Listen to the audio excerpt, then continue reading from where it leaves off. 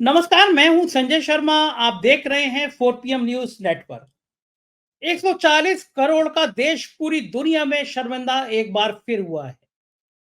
हरियाणा में चुनाव से पहले कुछ हत्यारों ने, कुछ हत्यारी मानसिकता ने बंगाल के एक गरीब की हत्या कर दी। उस पे शक था कि उसने गौ मांस खाया है। जिस राज्य में चुनाव होते हैं वहां हिंदू मुसलमान का फसाद खड़ा किया जाता है। पहलू खान हो या अखलाक हो, देश में एक लंबी लाइन लग गई है जिनकी बेकसूरों की हत्या मॉब लिंचिंग में कर दी जाती है। हरियाणा के मुख्यमंत्री का बहुत नाकारा बयान सामने आता है। 60% मुसलमान है केवल हरियाणा में, लेकिन हरियाणा हाथ से जा रहा है तो उसके लिए हिंदू मुसलमान के फसाद खड़े किए जा रहे हैं। इस देश में कौन क्या खाएगा, क्या पिएगा, ये कौन तय करेगा? अगर गौ माता से इतना प्यार है तो संसद में कानून लाइए कि गौ की हत्या करेगा वो आदमी को फांसी हो जाएगी, उम्र कैद हो जाएगी। मेरा दावा है मोदी जी ऐसा कानून नहीं ला सकते, क्योंकि पूर्वोत्तर के राज्यों में डिब्बा गोल हो जाएगा। मैं गोवा गया, वहां पे लिखा हुआ था यहाँ बीफ के कबाब मिलते हैं। गोवा में किसकी सरकार है? कांग्रेस की। गोवा में भाजपा की सरकार है। पूर्वोत्तर के राज्यों में बीफ पार्टी होती है, बीजेपी के नेता शामिल होते हैं।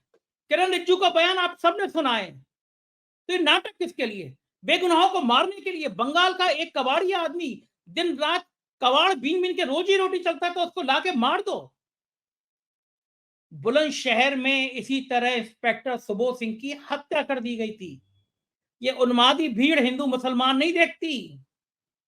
ये दिमाग का जो जहर भरा जा रहा है अल्पसंख्यकों का, वो देश को एक बारूद के ढेर में बिठा दे रहा है। और देश के मुसलमान क्या असुरक्षित नहीं महसूस करेंगे? 4 साल से उमर खालिद जेल में है। 4 साल से जेएनयू का चर्चित नाम उमर खालिद। हर बार सुप्रीम कोर्ट में डेट लगती है और चुनाव जमानत की तारीख टाल दी जाती है। सुप्रीम कोर्ट कहता है कि जमानत अधिकार है, जेल जेल नहीं। फिर उमर खालिद की 4 साल से जमानत क्यों नहीं देता है सुप्रीम कोर्ट? वहीं बनारस में एक प्रधानमंत्री मोदी जी के निर्वाचन क्षेत्र बनारस में शर्मनाक घटना घटती है। बीएचयू की एक छात्रा को बनारस के राक्षस पकड़ते हैं, नग्न करते हैं, वीडियो बनाते हैं, बदतमीजी करते हैं। भारतीय जनता पार्टी के नेता होते हैं और ये राक्षस फिर मध्य प्रदेश का चुनाव लड़ाने चले जाते हैं। हंगामा होता है तो गिरफ्तार होते हैं और फिर ऐसी पैरवी की जाती है कि जल्दी से जमानत पर आ जाएं। कुछ महीनों में उनकी जमानत हो जाती है, उनका स्वागत हो जाता है और उमर खालिद 4 साल से जेल में सड़ता रहता है। ये सब इस मुल्क में हो रहा है। नाटक होता है, शराब के नाम पर नाटक होता है कि शराब पीने वाला व्यभिचारी है। जब योगी जी उत्तर प्रदेश के मुख्यमंत्री बने थे तो मुझे उम्मीद थी कि जो उत्तर प्रदेश के मॉल बने हैं, बड़े बड़े राजधानी लखनऊ में मॉल बने हैं, इसमें मैं घुसूंगा तो आगे काउंटर दिखाई देंगे, एक दुकान दिखाई देगी कि यहाँ पे गाय का दूध मिलता है या गाय का घी मिलता है। मुझे उत्तर प्रदेश की राजधानी लखनऊ में एक भी मॉल नजर नहीं आया जहां पे गाय का दूध और गाय का घी मिल रहा हो। लेकिन उत्तर प्रदेश की भारतीय जनता पार्टी की सरकार ने हर मॉल में शराब की दुकानें खुलवा दी। ये कौन सा नाटक है? कौन सा देश बना रहे हैं हम क्या खाएंगे, क्या पिएंगे, ये कोई और तय करेगा। और कोई और दूसरा कुछ खाएगा तो उसको पीट पीट के मार देंगे। पूरी दुनिया हम पे हंस रही है, पूरी दुनिया हम पर थूक रही है। हमारे लोकतंत्र का, आजादी का अमृत महोत्सव इस दिशा में पहुंच जाएगा, हमने सोचा नहीं था। क्या हो गया इस देश का? बात करते हैं आज एक बहादुर पत्रकार से। चलते हैं नागपुर राजीव रंजन से और देखते हैं उनका क्या विचार है इस मामले पर। 4 PM न्यूज नेटवर्क में स्वागत है राजीव भाई आपका। बड़ी दुखद खबर जो आई है हरियाणा से, मॉब लिंचिंग के कारण पश्चिम बंगाल के एक मजदूर की, साबिर मलिक शायद नाम बताया जा रहा है उसका, पीट पीट के उसको मार दिया। आरोपी गौरक्षक बताए जाते हैं और आप समझ सकते हैं कि गौरक्षक कौन सी पार्टी से जुड़े हैं।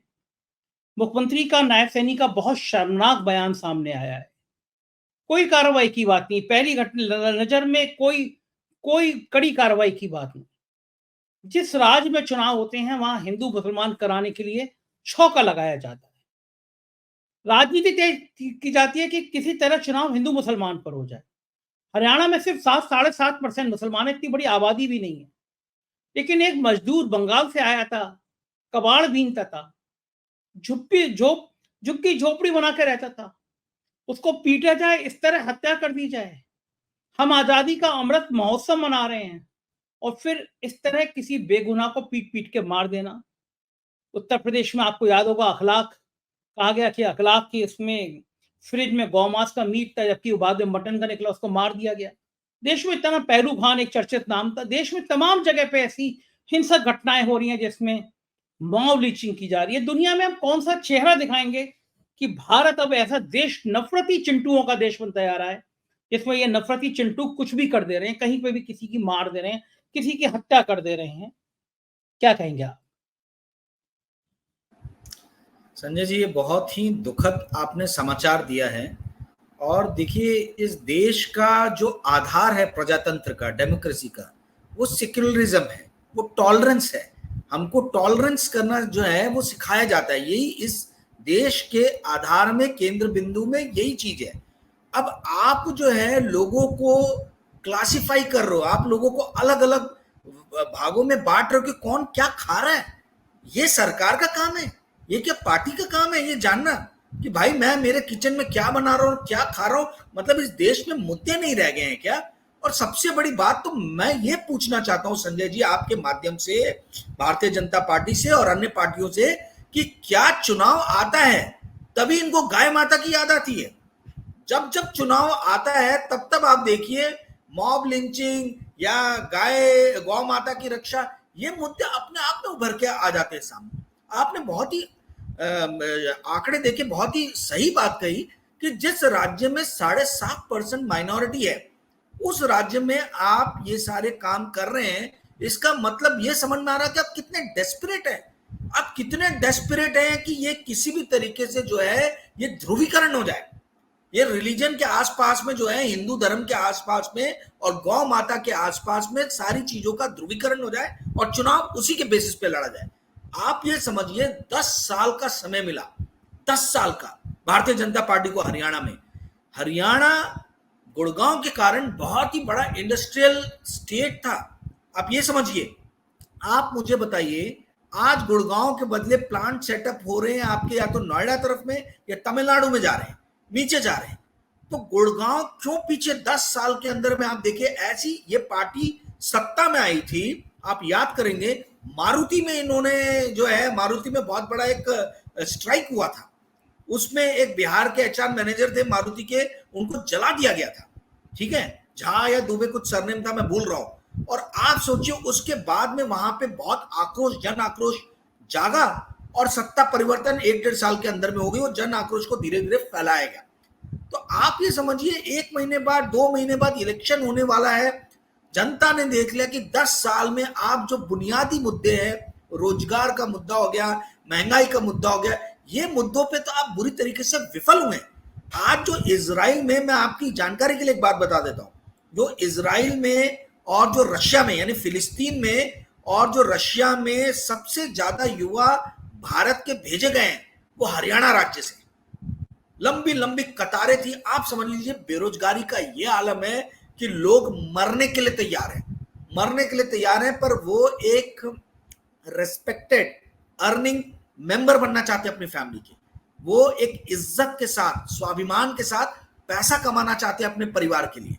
उसके लिए ये भी इस चीज को भी छोड़ने को तैयार है कि हम फिलिस्तीन में जा रहे हैं मरने के लिए, कि हम रशिया यूक्रेन में जा रहे हैं। तो आप समझिए कि जब बेरोजगारी जैसा, जो इस देश का सबसे बड़ा दुश्मन है बेरोजगारी, उस मुद्दे को हल कर पाने में जब ये पार्टी विफल रही, तो ये ध्रुवीकरण का जो है वो ध्रुवीकरण का सहारा लिया जा रहा है। और ये किसी भी पार्टी, किसी भी सरकार का अधिकार नहीं है, कार्य क्षेत्र नहीं है कि वो घुस के देखे कि संजय शर्मा के किचन में क्या बन रहा है और राजीव रंजन सिंह के किचन में क्या बन रहा है।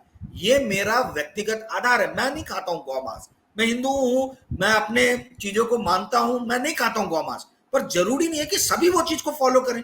आप जबरदस्ती किसी के सर पे गन रख के और किसी को विवश करके नहीं आप ये कर सकते कि आपको गौमांस खाना ही खाना है। तो ये बात समझने वाली बात है। जब पर्सनल लाइफ में, व्यक्तिगत जीवन में जब सरकारें इस तरीके से एंटर कर जाती हैं, घुस जाती हैं, तो वही हाल होता है जो रशिया में हुआ था। आपको याद होगा केजीबी एक ही परिवार के अंदर में फूट डलवा देती थी। पोलैंड में हुआ था, चेकोस्लोवाकिया में हुआ था, बल्गेरिया में हुआ था, ये ईस्ट जर्मनी में हुआ था। ये सब राष्ट्रों में हुआ क्या था? ये सब राष्ट्रों में यही हो गया था कि सरकारें जो है लोगों के घरों में घुस गई थी, लोगों के घरों में घुस के जो है स्पाइंग कर रही थी। तो ये काम जो है ये विघटन की तरफ आपको ले जाएगा। ये किसी भी तरीके से देश को बांधने का काम, एक बाइंडिंग फैक्टर का काम नहीं कर सकता है। तो ये बहुत ही ज्यादा दुख की बात है। मेरी पूरी संवेदनाएं हैं इनके परिवार के साथ में। और चूंकि ये पश्चिम बंगाल से आए थे और आपने बताया कि मतलब वो कबाड़ बिनते थे, बताइए इस तरीके के लोगों को मार के आप क्या हासिल कर लेंगे, आप क्या एग्जाम्पल सेट कर रहे हैं। ये मतलब इससे ज्यादा दुखद बात तो और कुछ हो नहीं सकती कि जो एक निरीह प्राणी है, जो एक कमजोर है, जिसके पास में कोई शक्ति नहीं है, जिसकी कोई पहुंच नहीं है, आप उसको दबाने की कोशिश कर रहे हैं और उसका जीवन ले ले रहे हैं, उसकी जीवन लीला समाप्त कर दे रहे हैं। ये बहुत ही दुखद और बहुत ही निंदनीय विषय है। राजीव भाई, मैं कुछ समय पहले गोवा गया था, एयरपोर्ट से निकला, आगे गया, वहां पे एक कबाब बेच रहा था, बोर्ड लगा हुआ था कि यहाँ पर बीफ के कबाब मिलते हैं। मैं 5 स्टार होटल में गया, खाना खाया तो वहां पे बीफ मिलता है। पूर्वोत्तर के राज्य जितने हैं, किरण रिज्जू का एक बयान वायरल हुआ था, बीफ खाने को लेके बवाल हुआ था। और पूर्वोत्तर के कई राज्यों में तो गौ मांस भी परोसा जाता है। ये सरकार अगर बहुत गौ माता की रक्षक है, बहुत गौ माता की हितैषी है, तो संसद में कानून लेकर क्यों नहीं आती कि देश में जो गौ की हत्या करेगा उसको उम्र कैद की सजा होगी, उसको फांसी होगी, उसको कड़े दंड भी मिले जाएंगे। जब संसद में अपने मन माफिक तरह तरह के कानून लाए जा सकते हैं, पास कराए जा सकते हैं, तो अभी तक क्या गौ माता की हत्या के लिए एक कड़ा कानून बनाया गया है सरकार ने? वो मेरी जानकारी के मुताबिक इसलिए नहीं बनाया गया कि पूर्वोत्तर के राज्यों में जाकर आप ये बात कह नहीं सकते। पूर्वोत्तर के राज्यों में आप ये बात कहेंगे तो आपका वोट बैंक खत्म हो जाएगा, क्योंकि पूर्वोत्तर के राज्यों में बीफ पार्टी होती है और कहीं कहीं मेरी जानकारी के हिसाब से तो गौ माता की भी गौ हत्या भी हो जाती है। क्या कारण है कि ये इतना नाटक किया जाता है, इतनी नौटंकी की जाती है? जो मांस पूर्वोत्तर के राज्यों में खाया जा सकता है, जो बीफ गोवा में खाया जा सकता है, जहाँ पे भारतीय जनता पार्टी की सरकार है वहां पे, अगर अखलाक की फ्रिज में वो बीफ मिलता है तो उसकी हत्या कर दी जाती है। इस देश में क्या राजनीति तय करेगी कि कौन खाएगा? क्या ये कोई दूसरा तय करेगा कि संजय शर्मा ब्राह्मण है तो मीट खाएंगे या नहीं खाएंगे, सावन में खाएंगे या नहीं खाएंगे, नवरात्रि में खाएंगे या नहीं खाएंगे? इस देश में एक बड़ी बहस चली है। लोग अगर किसी ने मीट की बात कर दी तो क्रिटिसाइज किया गया, आलोचना की गई। चुनाव में राहुल गांधी ने तेजस्वी के संग एक बार नॉनवेज की बात कर ली, पिछले दिनों मछली की बात कर ली, तो राहुल गांधी के वो सोशल मीडिया में राहुल गांधी पर हमला कर दिया गया कि कैसे हिंदू हैं जो मांस मीट की बात करते हैं। तो क्या अब ये भी ठेका है? क्या अब इस देश में ये ठेका हो गया कि कौन क्या खाएगा, कौन क्या पहनेगा? कुछ दिनों बाद तय कर दिया जाएगा, आज सोमवार है आप सफेद पहनेंगे, आज मंगलवार है आप लाल पहनेंगे, आज शुक्रवार है आप हरा पहनेंगे। अब क्या अब हमारे खाने पीने, रहने सहने, जिंदगी जीवन यापन, इस पर कुछ कट्टर लोग तय करेंगे कि इस मुल्क में अगर रहना है तो हमें क्या खाना है? इस तरह कोई कबाड़ी पीट पीट के गौ मांस रखने के शक में मार दिया जाएगा, सरकार संरक्षण देंगी हत्यारों को। मोनू मानिक सर का नाम याद होगा आपको, पूरा हरियाणा जल गया था। किसका संरक्षण था मुझे बताने की जरूरत नहीं है। उत्तर प्रदेश के बुलंदशहर में हत्यारों ने, इंस्पेक्टर सुबोध सिंह था, उसको सरेआम मार दिया था। ये जो हत्यारे होते हैं, जो उन्मादी होते हैं, इनके हत्या करते समय इनके माथे पर लिखा नहीं होता, इनके हाथों के हथियारों पे लिखा नहीं होता कि हिंदू मारना है मुसलमान मारना है। जब आप दिमाग में उन्माद का जहर भरते हैं, जब आप दिमाग में उन्माद की नशा भरते हैं, जब आप धर्म का, मजहब का पाठ पढ़ाते हैं, तो ऐसी चेहरे आते हैं। लेकिन राजीव जी, ये पाठ पूर्वोत्तर में पढ़ाने की हिम्मत क्यों नहीं होती मोदी सरकार की? देखिए, आपने बहुत ही अच्छा और बहुत ही बढ़िया तरीके से बात रखी। ये पूर्वोत्तर में हिम्मत इसलिए नहीं कर पा रहे क्योंकि उनको मालूम है कि वहां के लोगों के खान पान में जो है मीट जो है एसेंशियल पार्ट है, चाहे वो चिकन का हो, चाहे वो बकरी का हो, चाहे वो गौ मांस हो। और आप लोगों को किसी भी तरीके से डिक्टेट नहीं कर सकते कि आप ये खाएंगे और आप ये नहीं खाएंगे, आप ये पहनेंगे और आप ये नहीं पहनेंगे, आप ऐसे रहेंगे और आप ऐसा नहीं रहेंगे। भारतीय जनता पार्टी का जो सबसे बड़ा जो दुर्गुण है वो यही है कि ये जो है इंसान के व्यक्तिगत जीवन में घुस के उसको डिक्टेट करने की कोशिश कर रही है, उसको जो है बताने की कोशिश कर रही है कि आपको क्या करना है और आपको क्या नहीं करना है। और यही कारण है कि आप देखिए जो भी थोड़े पढ़े लिखे लोग हैं, जो पहले समर्थन भी करते थे इस पार्टी को, वो धीरे धीरे इससे छिटक रहे हैं। आप एक बात समझिए संजय जी, मुझे एक बात बताइए, चलिए गौ मांस के लिए एक नियम भी लेके आ गए, तो क्या सरकार ये आश्वस्त करेगी कि जितनी भी गायें हैं जो बूढ़ी हो गई हैं या जिनका पालन पोषण उनके जो पहले कर रहे थे किसान या जो उन्होंने छोड़ दिया है, तो उसको क्या गवर्नमेंट एक इंफ्रास्ट्रक्चर डेवलप करके रखेगी? गाय आज की डेट में इस देश में इतना बड़ा मुद्दा हो गया, सड़कों पे घूमती है, ना जाने कितने एक्सीडेंट हो गए। आप इस बात को समझिए, ना जाने कितने खेत जो हैं वो खराब हो जा रहे हैं, ठीक है, ये पशुओं के कारण। तो सरकार आपके और मेरे ऊपर तो नियम बना के हमारे ऊपर प्रतिबंध लगाने की बात करती है, और यदि प्रतिबंध नहीं लगा सकती है तो इस तरीके के उदंड संस्थान और उदंड लोगों को जो है ये प्रोत्साहन देकर ये बोलती है कि जाओ, जो इस बात को नहीं माने उसको मारो पीटो, नियम कानून को आप अपने हाथ में लो। आप इस चीज को समझिए, क्यों नहीं सरकार नियम बनाती है कि जितने भी गाय हैं, गौ माता की रक्षा करना सिर्फ लोगों का कार्य नहीं है, ये हमारा काम है, सरकार का काम है, और इसीलिए हम टैक्स दे रहे हैं, तो हम इनके लिए शेल्टर बनाएंगे। क्यों गाय इतनी सड़कों पे घूम रही है? ये मेरा और आपका काम है कि हम उनको प्रोटेक्शन दें, तो सरकार का काम है। तो यदि सरकार आपको और मेरे को मना करती है तो सरकार का काम बनता है कि भाई आप रास्ता दे, समाधान दे। आप समाधान दिखा नहीं रहे हो, आप सिर्फ समस्याएं बता रहे हो। समस्याएं बता के समाधान ना देना, ये तो मतलब ये किसी भी सरकार की अपनी जिम्मेदारियों से दूर भागने का सबसे बढ़िया जो है ये एग्जाम्पल है।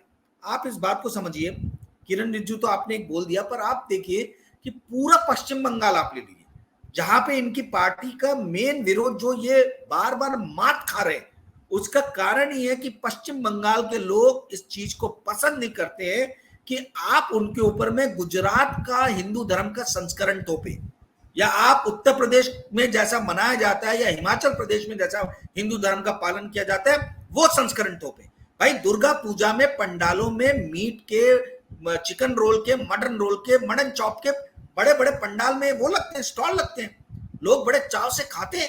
अब आप बोलोगे कि नहीं गुजरात में तो हमारे नवरात्रि बनती है उस टाइम में, तो हम तो व्रत रखते हैं और हम तो वेजिटेरियन खाते हैं।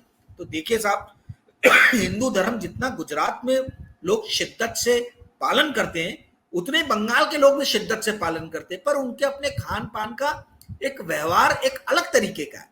आप उनको डिमीन मत कीजिए, आप उनको कम करके मत बताइए।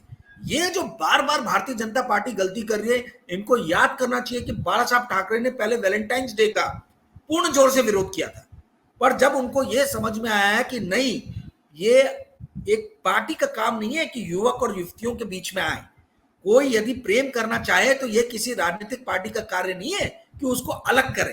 तो उन्होंने बकायदा माफी मांगी और इस चीज पे बोला कि आज से वैलेंटाइंस डे को शिवसेना का भी समर्थन है।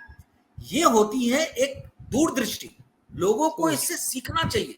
आप बाला साहब ठाकरे का एक चेहरा दिखाते हो कि वो हिंदुत्व जो है, हिंदू सम्राट है, पर जो अच्छी चीजें हैं, जो इस तरीके की चीजें वो कभी सामने नहीं लाई जाती। तो मैंने बाला साहब का एग्जाम्पल इसलिए दिया क्योंकि समझने वाली बात है, भारतीय जनता पार्टी जो बार बार गलती कर रही है, यहां से भी बड़े लीडर्स ने आके सामने माफी मांगनी चाहिए और कहना चाहिए कि भाई ये हमारी कमजोरी है, सरकार की कमजोरी है कि हम गौ माता की रक्षा के लिए शेल्टर्स नहीं बना पा रहे, इसलिए वो सड़क पे घूम रही है, लोग मार रहे हैं, खा रहे हैं, और इस तरीके की चीजें सामने आ रही है। आप शेल्टर बनाइए, वहां पे गौ माता को रखिए, किसी को मौका ही मत दीजिए कि वो गौ माता को पकड़े, मारे और खाए। तो ये जो है, ये बात समझने वाली है बात है कि कहीं ना कहीं सरकार भी विफल हो रही है, और वो विफलता के ही कारण जो है हम देख रहे हैं इस तरीके की हादसे हो रहे हैं। जी सर, बिल्कुल ठीक कह रहे हैं राजीव जी। हमारा रिपोर्टर है क्षितिज कांत, उसने लखनऊ के आसपास के कई इलाकों की कवरेज करके, स्टिंग करके दिखाया कि किस तरह जो शेल्टर है उसमें गाय तड़प तड़प के मर रही हैं, मर जा रही हैं, तो किस तरह उनके शरीर को ऐसे फेंक दिया जा रहा है, जानवर खा रहे हैं। और आपने रही मीट खाने की बात, तो सहारा श्री नहीं रहे सुब्रत राय, उनके दामाद हैं अभिजीत सरकार, बहुत चर्चित नाम है, कारपोरेट हेड थे। उन्होंने एक बार लखनऊ में बहुत बड़ा दुर्गा का पूजा करते हैं महानगर में, उन्होंने मेरे परिवार से को बुलाया कि आज नवा दिन है, खत्म है नवरात्रि, तो एक उत्सव है, तो आइए। लंच हमारे साथ कीजिएगा। तो हम गए, वो बहुत बड़ा पंडाल माँ दुर्गा का, बहुत भव्य कार्यक्रम था, कई मेरे IAS IPS आए थे उसमें में। तो जब हम भोजन करने बैठे सब परिवार, तो जो भोजन परोस रहा था, तो उसने मेरी पत्नी से पूछा कि आप मछली लेंगी या झोल खाएंगी, वेजिटेरियन। तो वो चौंकी कि नवरात्रि है और मछली। तो वहां पे उन्होंने कहा कि नवरात्रि के में तो जब हमारा ये अष्टमी होती है, तो हम तो मछली बनाते ही बनाते हैं, मतलब झोल होता ही है, मछली का झोल होता ही होता है। तो उत्तर प्रदेश की राजधानी लखनऊ में बता रहा हूँ कि मैं आपको, नवरात्रि में भी जब आपके व्रत होते हैं तो मछली का झोल होता है। तो इस देश में खाने पीने का चलन संस्कृति अलग अलग रही है, सभ्यता अलग अलग रही है। मांसाहार कोई ऐसा गुनाह नहीं है जिसके लिए आप इतने सारे व्याख्यान दे दें।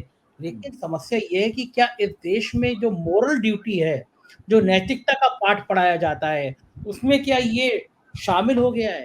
अब मैं दूसरा उदाहरण देता हूँ आपको। जब योगी आदित्यनाथ जी आए तो मुझे लगा कि अब जितने मॉल हैं हमारे, जितने बड़े-बड़े संस्थान हैं हमारे, यहाँ पे गौ माता के दूध के केंद्र मिलेंगे। हमारे दिमाग में था, कि चूँकि वो इतने हिंदुत्व की बात करते हैं, इतने हिंदुत्व के नायक हैं, तो मॉल में जाएँगे तो वहाँ पे एक दुकान खुली होगी, उसपे लिखा होगा कि यहाँ पे शुद्ध गाय का दूध मिलता है, शुद्ध गाय का घी मिलता है।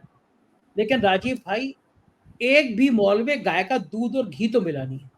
लेकिन उत्तर प्रदेश की भारतीय जनता पार्टी की सरकार ने पहली बार, बड़ी ज़िम्मेदारी के साथ बता रहा हूँ दर्शकों को, उत्तर प्रदेश की भारतीय जनता पार्टी की सरकार ने पहली बार मॉल में बहुत बढ़िया शराब की दुकानें खुलवाई। शराब का टाइम पीने का बढ़वा दिया। शराब के लिए बड़ी-बड़ी सुविधा दे दी। एक मिस्टर खेतान है, बड़े विवादास्पद आदमी, उनके लिए शराब की नीतियों में चेंज कर दिया गया। गाय का उत्थान, गाय सड़क पे आ रही हैं, गाय से सैकड़ों लोग मर जा रहे हैं, गाय भी मर जा रही है एक्सीडेंट में। जैसे राजीव जी ने कहा, गाय गली-गली में घूम रही है, सड़कों पे घूम रही हैं। गाय का दूध नहीं मिलेगा उत्तर प्रदेश में, लेकिन मॉल में आपको शराब की दुकानें मिलेंगी। राजीव जी, इसको क्या कहते हैं? चाल चरित्र और चेहरा की बात करने वाली पार्टी का ये उनकी दुर्गति हो गई है। ये इसी को बताता है कथनी और करनी में क्या अंतर है। आप ये समझ लीजिए, ये जो है ना, कथनी और करनी में जो अंतर है योगी जी का, ये उसका बेस्ट एग्जांपल है जो आपने दिया। योगी जी के जितने भी एडवर्टीजमेंट टीवी में आते हैं, आप देखिएगा, एक ना एक उसमें शॉट रहता है कि वो गाय को जो है कुछ खिला रहे हैं या हाथ जोड़ रहे हैं या प्यार से पुचकार रहे हैं। आप देख लीजिए। और आपने जो एग्जाम्पल दिया एकदम सही है भाई। आप चाल चरित्र और चेहरा की बात करते हो, और आप यहाँ पे जो है वो शराबबंदी कई राज्यों ने, क्या आपकी गुजरात में है, और आप मॉल में उसको चालू करो। देखिए, मैं शराब के खिलाफ नहीं हूँ, ठीक है, क्योंकि ये बहुत ज्यादा जो है ये सरकार को टैक्स भी देता है, और ये मेरा और आपका व्यक्तिगत निर्णय है कि हम पिए या ना पिए, ठीक है। तो एक एडल्ट आदमी का ये अपना निर्णय है।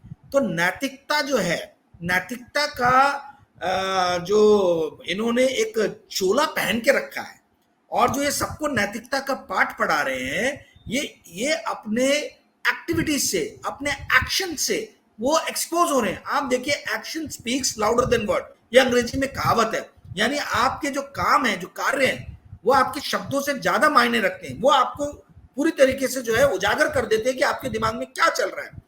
तो योगी जी और उत्तर प्रदेश सरकार के दिमाग में क्या चल रहा है, मतलब गाय की रक्षा करना और गाय को पालना, ये जो है ये आपके मेरे जैसे जनता का काम है, वहां यूपी की जनता का।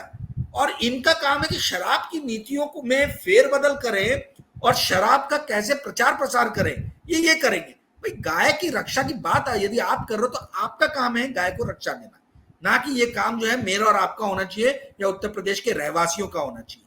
तो ये समझने वाली बात है कि नैतिकता का पाठ पढ़ाने वाले लोग यदि खुद नैतिक हो जाएं तो इस देश की आधी से ज्यादा समस्याएं जो है खुद ब खुद खत्म हो जाएगी।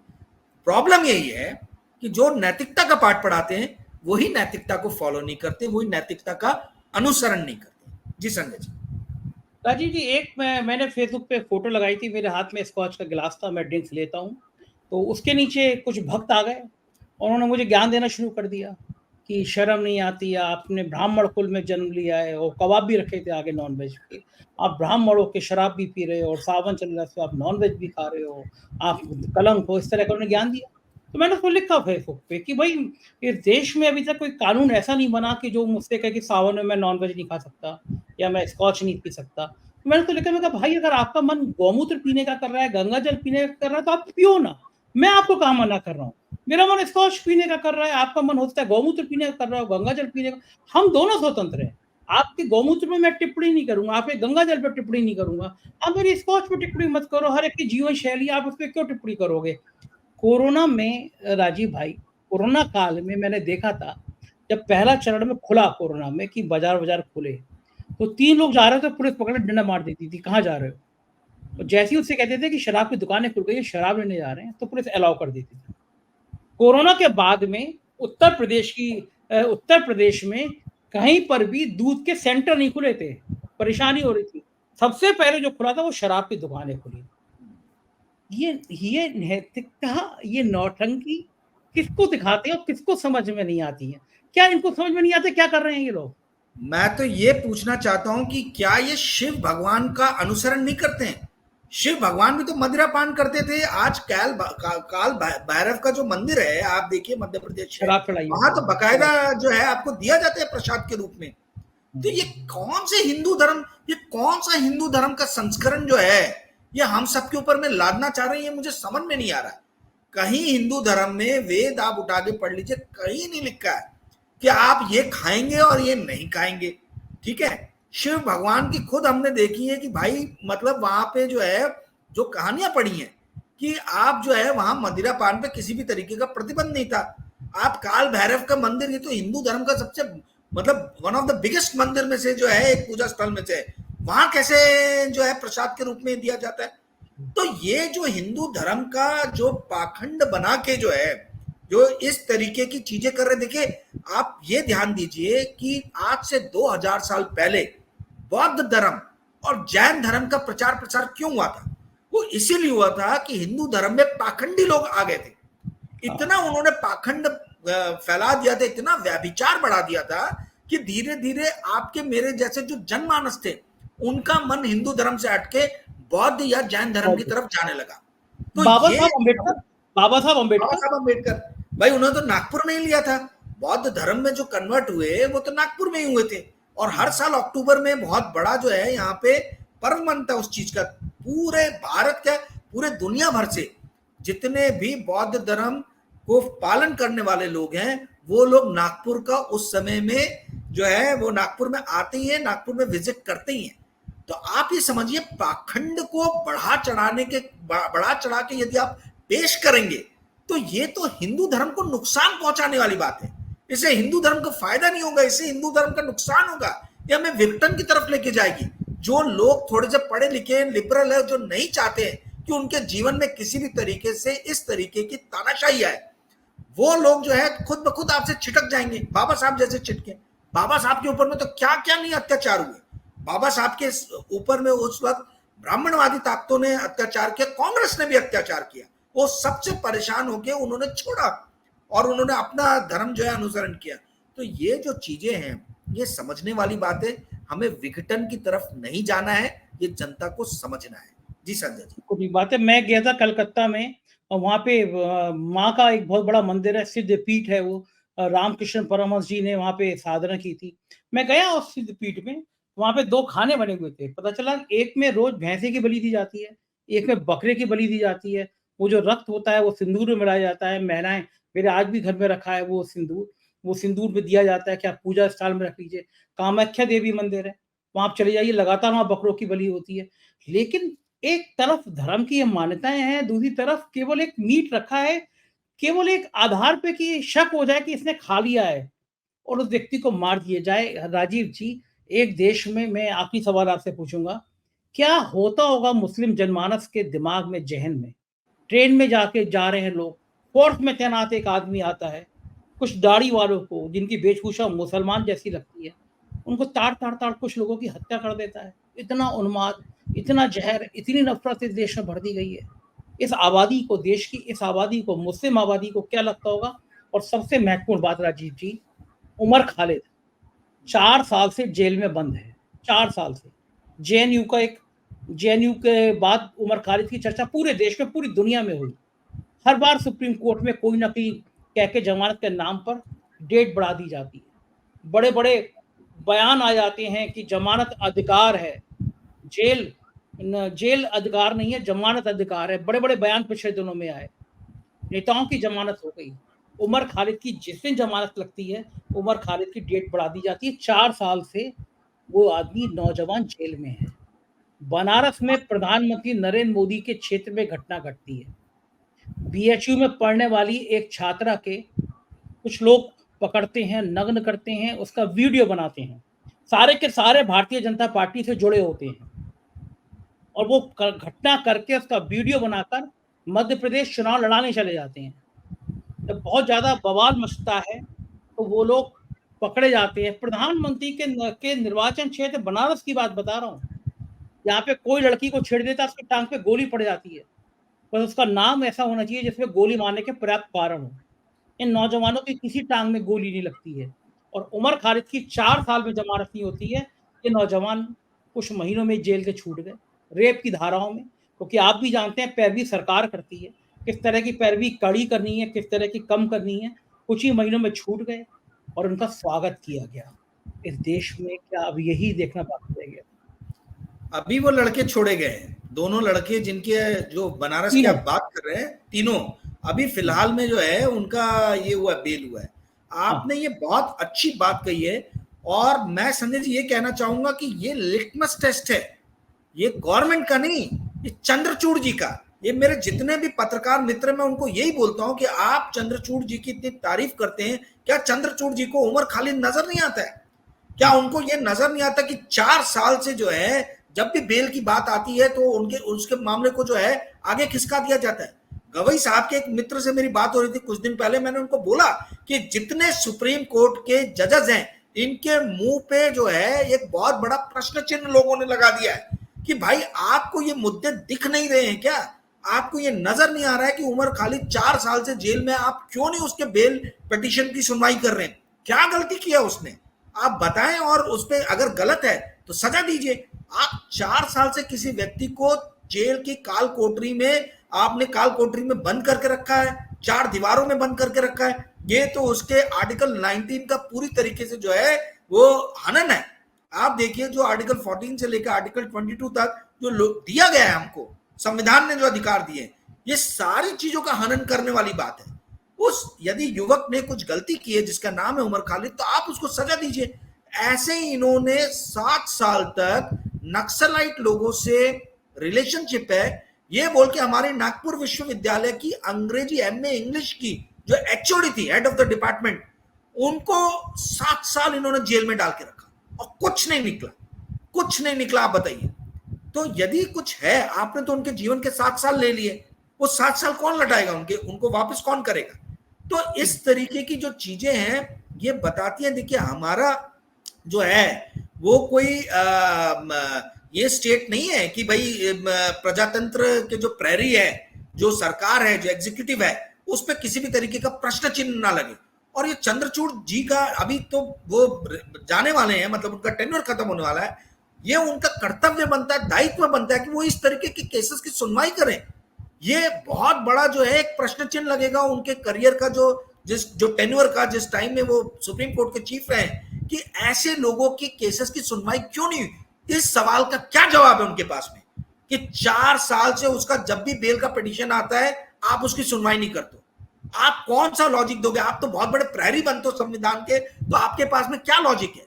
आपके पास में क्या लॉजिक है कि आप नक्सलाइट से रिलेशन बोल के लोगों के 6-6, 7-7 साल जीवन के ले लिए? ये तो अरविंद केजरीवाल और संजय सिंह और आपके मनीष सिसोदिया, इन लोग, ये तो नेता है। ये नेताओं के यदि जीवन के 1.5 साल 1 साल इस तरीके से खींच लिए जा रहे हैं, छीन लिए जा रहे हैं, तो मेरी आपकी मिसाल क्या है संजय जी? कल को उठा के आपको, मुझको, किसी को भी जेल में डाल देंगे और बस आप लड़ते रहिए, आपका परिवार लड़ता रहेगा, लोग आपको भूल जाएंगे और ये लड़ाई जो है आपकी रह जाएगी। तो ये जो है सरकार चलाने का तरीका नहीं है। ये यदि नहीं माने तो मैं आज आपको बता रहा हूं सड़क पे लड़ाई हो। जी संजय जी, बिल्कुल ठीक है। बहुत बहुत शुक्रिया राजीव जी, आज आपने इतनी बेखौफ होकर इतनी बेबाक बातचीत करी। आभार, थैंक यू। तो ये थे राजीव रंजन सिंह, आपने पूरी बातचीत सुनी। दर्दनाक बातचीत थी, दिल के तारों को झंझोड़ने वाली बातचीत थी। मुझे बताइएगा ये दर्द आप किस स्तर तक कैसे महसूस करते हैं। चैनल को ज्वाइन और सब्सक्राइब भी करिएगा। हमारी बात, हमारी ये बातचीत शेयर भी कीजिएगा अपने दोस्तों तक। ये बात जितनी दूर तक जा सकती है उतनी दूर तक जानी चाहिए। ये मुल्क हिंदू, मुसलमान, सिख, ईसाई सभी का है, सभी का खून है इसकी मिट्टी में शामिल। किसी के बाप का हिंदुस्तान थोड़ी है। शुक्रिया, थैंक यू।